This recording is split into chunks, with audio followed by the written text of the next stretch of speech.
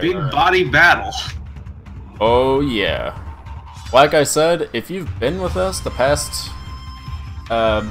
few episodes, you know we wanted this. And by God, we got it. We finally have a freaking Abigail match. I'm so excited to look over this. Been wanting to do this for a long time. Oh my God. So we got another birdie. And by the way, I actually have a little note to go over in this one. This one was sent in by Indie Animator, who said, "Fought in Abigail and remember you asking for replays with him. I don't want to take anybody's spot since I was in the previous episode, but I decided to send it in case you have an Abigail match." That's pretty much a, default. You're getting in because that's legendary. All right. So, yeah, we got Abigail. Let's talk about Abigail. He's big boy. He's the biggest of boys. Like, literally biggest of boys. And, that's what he does.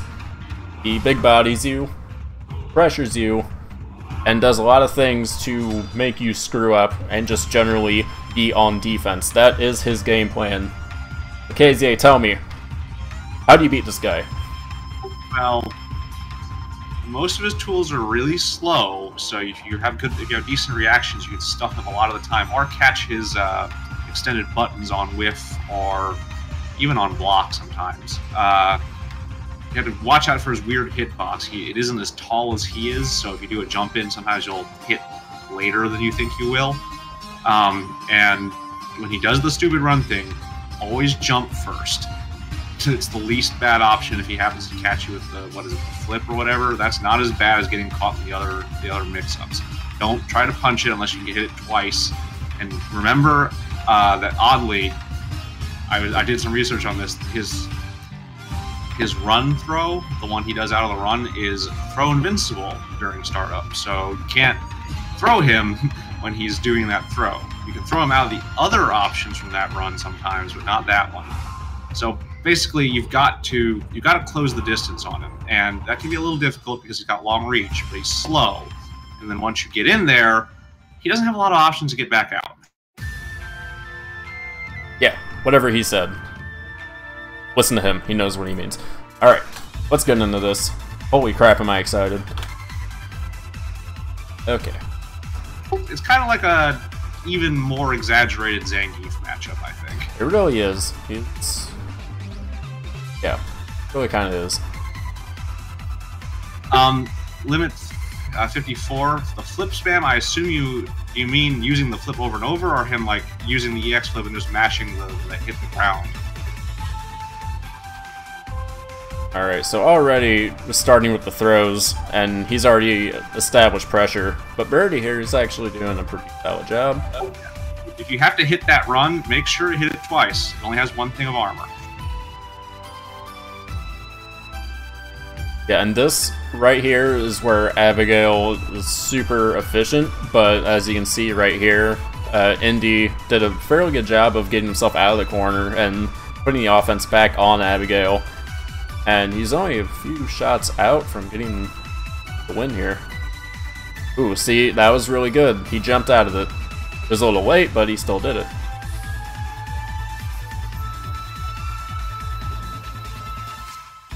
Abigail and V-Trigger is very dangerous. A lot of really ridiculous things can happen. He's got more armor. He's got the ability to reflect projectiles. He's got an armor breaker on that charge heavy punch.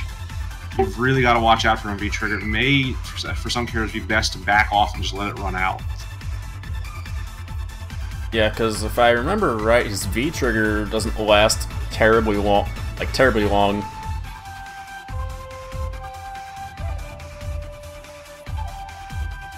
Ooh, and that was a solid confirm into that critical art. My God. If you can make his critical art whiff, it is hugely, block it, it's hugely punishable. It's the most punishable one in the game. Like, you can straight up do a full jump-in combo on a blocked. Yeah, you can, like, do your taxes before you do any combos. Like, I can get the full Geef headbutt combo. It's ridiculous. Yeah, and just saw that. Bananas are really good in this matchup because it shuts down the run.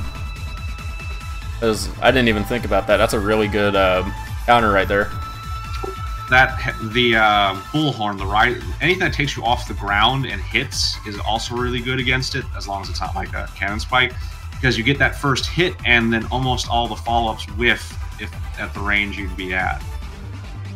Ooh, just whiffed on the dolphin dive. I was kind of surprised he didn't get hit by that. That's that weird hitbox. Freaky deaky. Ooh, really good bullhorn right there. Excellent armor usage. Jumps right into that. Oh, God. Again, lots and lots of armor in V-Trigger, but you can see he was almost out of it already. It may have been better for the animator just to try to backdash out of there and let him waste it. Oof. Like, he is definitely a character you have to attack judiciously. Yeah. So, from the chat, this is going to be a common cheese for people dealing with Abigail, especially low levels. The infinite ground pound spam after an EX flip. If you quick rise and block it, it's like minus, I think, 6, and so you can just jab interrupt, or even if you have a 5-frame medium interrupt. But you have to quick rise it. If you slow rise it or back roll it, he'll just get you again. Yeah. He does. Yeah, Abigail has a lot of cheese, just like Ken, and a lot of that is attributed to the fact that he's a new character, and it's new characteritis. People gotta learn the cheese from new people coming in, and that's normal. But I don't know where I would personally put Abigail on a tier list of any kind, but he's really good when he's putting on offensive pressure. He is probably arguably the worst as far as when he gets knocked down and when he is getting pressured. Because I don't think any of his armor is frame 1, so as long as your medias are on point, you can't armor through things. Yeah, I don't know if his critical art is frame 1 or not. I don't believe it is. I can actually look this up. I'm actually doing that right now. But if I remember right, it's not. Abigail, do the critical art. It is a 3-frame startup. Do not do it on wake up. You will get beat out. And limit 54 again. His crouching jab is very good. It shuts down a lot of approaches, but it's also pretty slow for a jab. So if he's abusing it, it's definitely one of those situations where you want to lurk just outside of range and fish with a medium or even a crush counter and try to catch it. You don't want to try to jump in at him too much because he has very good anti-airs at that distance. You've got to play smart and close the gaps another way. Yeah. I love that jab though. Jab is godlike. I think it's the first crouch jab that officially makes Zangief's not look so stupid. I was about to say that. It's like if Geef's jab was on more steroids. It's like if you mixed like Barry Bonds' blood and Bane's venom, you get Abigail. Pretty great.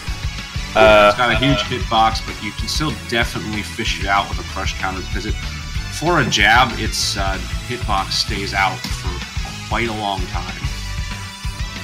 Yeah, and yeah, whiff punishes can happen, and if you can get them down, you can really shut any Abigail down pretty well. Unless you're facing there was somebody, like a pro player who was playing Abigail, and I don't remember who it was. I want to say, like, no. Was it Momochi? I was thinking Momochi, but I'm not, like, 100% sure. But I remember seeing somebody, and he was wrecking people with Abigail. And I can't wait to see how he does when he hits majors. That's going to be fantastic. I think it's really going to come down to how good Abigail's keep-out tools really work at the highest level, because his mix-ups are pretty decent. His Oki is decent. I mean, it's not as good as Geese, but it's good. So it's really going to come down to if he can actually like avoid getting pressured. Yeah, it's gonna be a toughie, but I'm really interested to see how he does.